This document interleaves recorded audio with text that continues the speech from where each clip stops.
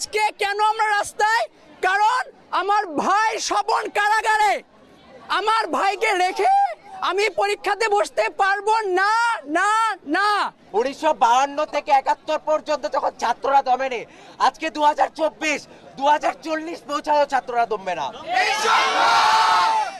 আমি বলবো আপনারা এক একজন এক একটা প্রধানমন্ত্রী, আপনারা এক একজন একটা প্রধানমন্ত্রী। আমরা রাজাকার না, আমরা সন্তান রাজাকার না, রাজাকার না। আমাদের সন্তান রাজাকার না। আমাদের সন্তানকে রাত্রে 3টার সময় কেন ধরে নেওয়া হয়, এর জবাব প্রশাসন দিতে হবে। সকল ছাত্রছাত্রী, সকল শিক্ষককে আমি আন্তরিকভাবে ধন্যবাদ জানাচ্ছি আমাদের সাথে আজকে যোগ দেওয়ার জন্য। আমি খুবই শর্টে একটা কথা বলবো। টেলিভিশনে আইনমন্ত্রী বারবার বলছে শিক্ষার্থীদের বিপক্ষে কোনো মিথ্যা মামলা দেওয়া হবে না, যে মিথ্যা মামলা দেওয়া সেগুলো প্রত্যাহার করবে। তিনি কি তার কথা রাখতে পেরেছেন? এই ধরনের মিথ্যা কথা আমরা কি মানতে পারি? আমাদের ভাইদের ধরে নিয়ে যাচ্ছে, বাসা থেকে ধরে নিয়ে যাচ্ছে। নিরাপত্তা কোথায় সরকার থেকে? তারা বারবার বলছে সরকাররা যে আমাদের নিরাপত্তা দিচ্ছে। নিরাপত্তা আজকে কোথায়? আমিও জানতে চাই, সবাই জানতে চায়, জানতে চাই, জানতে চাই, জানতে চাই, জানতে চাই। আর আমাদের বাবা ট্যাক্সের টাকা দিয়ে আপনারা আমাদের উপর গুলি করতেছেন। এই দেশটা কারোর বাপের না, এই দেশটা সবার, জনগণের। আমার ভাই মুক্ত হবে, এরপর আমরা সবাই মিলে পরীক্ষা দিতে বসবো। কি দোষ ছিল আমার ভাই স্বপনের? স্বপ্নর কি দোষ ছিল মুগ্ধ ভাইয়ের? যে মুগ্ধ ভাই সামান্য পানি বিলাই বেড়াচ্ছিল। একটা স্বাধীন দেশে একজন পিপাসা যে পায় তাকে পানি খাওয়ানো কি অপরাধ? এ দেশে একজন তৃষ্ণার্ত মানুষকে পানি খাওয়ানো কি অপরাধ? একটা ছোট্ট 6 বছর মেয়ের ছাদে যাওয়া কি অপরাধ? একটা ছোট্ট মেয়ের জানালার শিক ধরে দাঁড়ায় থাকা কি অপরাধ? তাদের কি অপরাধ ছিল যে তারা গুলিবিদ্ধ হলো? তাদের কি অপরাধ ছিল?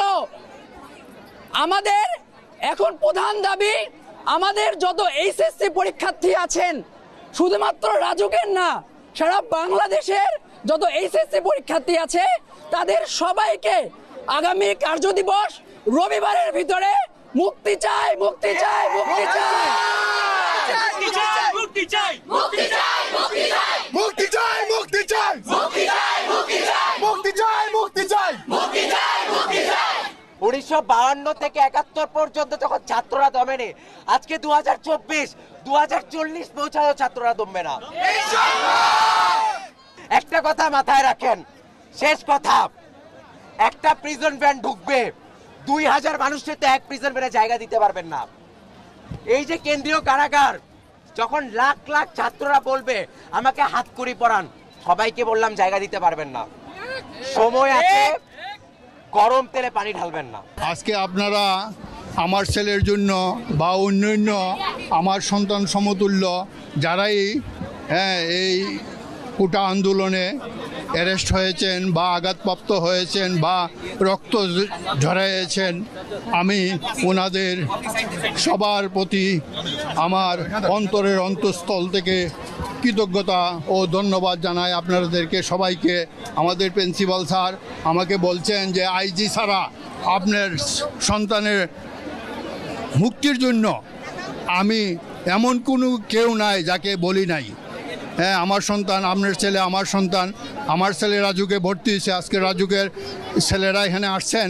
হ্যাঁ, আমি অত্যন্ত গর্বিত যে আপনারা বাবা, আপনারা যারা আসছেন, যারা আপনার এই রাজুকের স্টুডেন্ট, আসলে আপনারা একটা এদেশের একটা মুকুটহীন সম্রাট। আমি বলবো আপনারা এক একজন এক একটা প্রধানমন্ত্রী, আপনারা এক একজন একটা প্রধানমন্ত্রী। আমরা রাজাকার না, আমরা সন্তান রাজাকার না, রাজাকার না। আমাদের সন্তান রাজাকার না। আমাদের সন্তানকে রাত্রে 3টার সময় কেন ধরে নেওয়া হয়, এর জবাব প্রশাসন দিতে হবে। আমার সন্তানের ফর্ম টিচার, আমার সন্তানের ফর্ম টিচার, উনি অক্লান্ত পরিশ্রম করছেন। উনার আর প্রিন্সিপাল স্যারের বা আপনাদের অবদান আমি জীবনে ভুলতে পারবো না, অনস্বীকার্য এটা। হ্যাঁ, সমস্ত শিক্ষার্থী ভাইরা, বাবা, আমার বাবারা, আমার সন্তানের মতো, হ্যাঁ, তোমরা তোমাদের আন্দোলন চালিয়ে যাও। তোমরা সৎ পথে আসো, সতের জয় হবেই হবেই হবে হবে। আমাকে শিক্ষামন্ত্রী সাহেবও ফোন করেছিলেন, হ্যাঁ, তো উনি বললেন আপনার সন্তানকে কেন যাইতে দিলেন। আমি বললাম দেখেন স্যার, আমার সন্তানকে আমার সন্তানের অধিকারের জন্য সে গেছে, ও আমার জন্য কিছু করতে যায় নাই। আমাকে কোনো ফ্লড বা রাজুকের কোনো ফ্লাডের জন্য ও যায় নাই।